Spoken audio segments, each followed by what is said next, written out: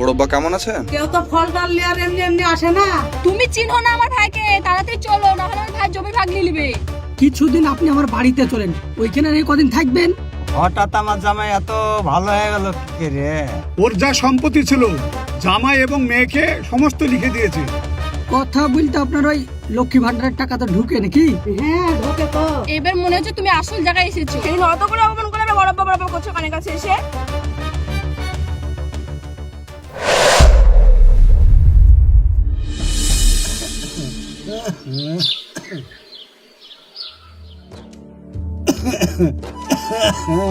বড়ব্বা কেমন আছেন? ভাইপো, তোমার সঙ্গে অনেকদিন পর দেখা। আর বলেন না, কাজকর্মের জন্য তো বিদেশে থাকতে হয়, তাই খবর শুনলাম বলে আমি ছুটে বা চলে আসলাম। হ্যাঁ এখন তো আসবাই। কি কথা বলছেন বড় মা? হ্যাঁ ঠিকই বলছি, মানুষ তো আর এমনি এমনি ফল ডালি আসে না। মানে এতদিন কারোর খোঁজ ছিল না, যে অসুখে পড়ে আছে আর দৌড়ি তোমরা জমি জায়গার লোভে চলে আসছো। বড় মা, তুমি আমাকে ওই চোখে দেখো? এখন কেউ সম্পর্ক আর দেখে না, সব জমি জায়গার লোভই আসে।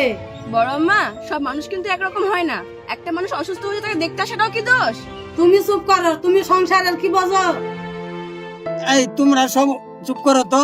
তোমরা জমি জমিকের এত খেপো না। ভাইপো তো আমারই, এটা আমার ভাইপো, ওর সঙ্গে রক্ত আমার সম্পর্ক আছে। বড়ব্বা, আপনি বিশ্বাস করেন আমি জমি জায়গা লেগে আসিনি। আপনার শরীরটা প্রচন্ড খারাপ, তাই আমি আরো ছুটে চলে আসলাম। মানুষ অসুস্থ হলে মানুষের পাশে মানুষ লাগে, জমি না। বড় আব্বা, আমরা এখানে এসেছি আপনাদের জন্য, আমরা কোনো কাউজের জন্য আসিনি। আর বড় আম্মা, আপনি যে ব্যবহারটা করলেন সারা জীবন মনে থাকবে তো? এই তুমি এখান থেকে চলো তো, এক মুহূর্ত দাও না এখানে। বড়ব্বা, তাহলে আমি আসছি, মাঝে মধ্যে এসে আপনাকে দেখে যাবো। ঠিক আছে। যাও যাও, তুমি যেতে তোমার ভাই পক্ষে জায়গা লিখে দাও, তাহলে তোমার গলা টিপে শেষ করে দেবো, মনে থাকে জানে।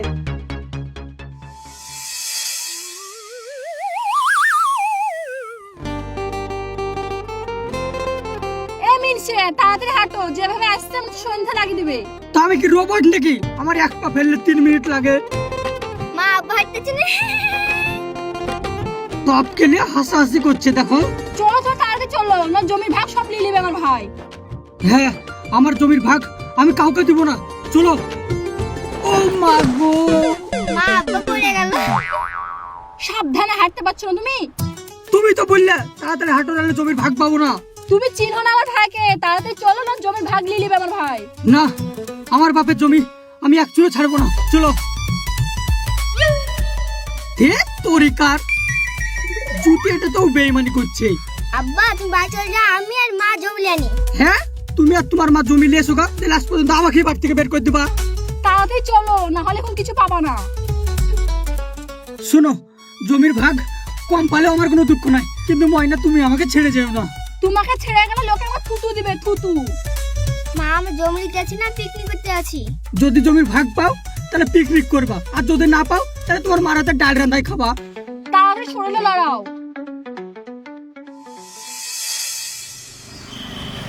কয় তারিখে যাচ্ছ বাইরে?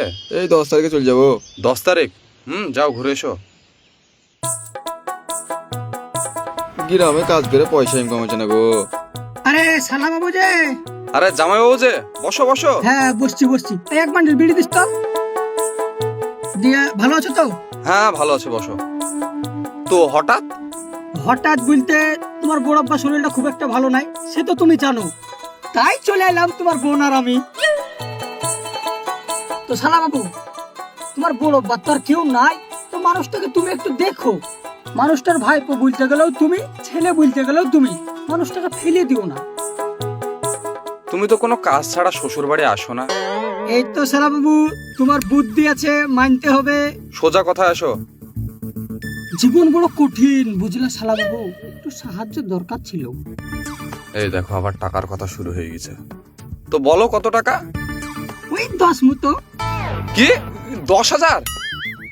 চায়ের দোকানে বসে লাখ টাকার কথা। আরে এত সামান্য কিছু টাকা রে ভাই। জামাইবাবু, এটা তোমার কাছে সামান্য হতে পারে, কিন্তু আমার কাছে 1 মাসের বেতন সমান। আমি নয় 1 মাস পর টাকা শোধ করে দেবো, কি আছে? তোমার 1 মাস মানে সেই 3 বছর সমান। বুঝলে শালা বাবু, পাটা নিয়ে খুব কষ্টে আছি। ডাক্তার বলেছে ভেলুর ডাক্তার দেখালে ঠিক হয়ে যাবে, কিন্তু টাকা বাগরে যেতে পারছি না। তুমি যদি টাকাটা দিতে তাহলে আমি এই ভেলুর থেকে ডাক্তার দেখিয়েছি, তোমার টাকা শোধ করে দিত। কয় তারিখে যাবা? তাইলে তুমি যদি দাও তাহলে ওই 10-15 তারিখে চলে যাবো। তো বলো তোমার এই অবস্থাটা, তো বইকালে বাড়ির দিকে যেও, দেখা হবে, টাকা পয়সা নিয়ে আসবা। বুঝলে শালা বাবু, এই জন্যই তোমার আর আমার মিল আছে। তুমি আমার বিপদে থাকো, আমি তোমার বিপদে থাকি। তাইলে থাকো, হ্যাঁ আমাকে আবার তোমার বড় বাবাকে ওষুধ খাওয়াতে হবে। তাইলে এক কাজ করো, হ্যাঁ ওই বিড়ির টাকা আমার খাতায় আর মারার দরকার নাই, আমার শালা বাবুর খাতাতে মেরে দিও। থাকো শালা বাবু।